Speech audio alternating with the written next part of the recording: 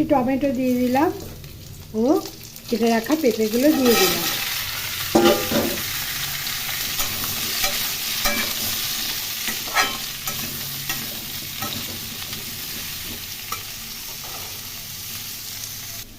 মশলার জন্য নিলাম জিরে, দুটি শুকনো লঙ্কা ও আদা।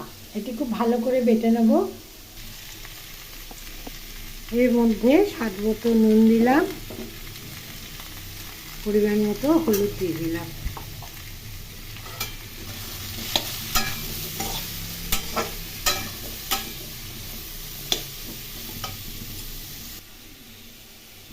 মশলা বাটা হয়ে গেছে। এখান থেকে কিছুটা মশলা নিয়ে আমি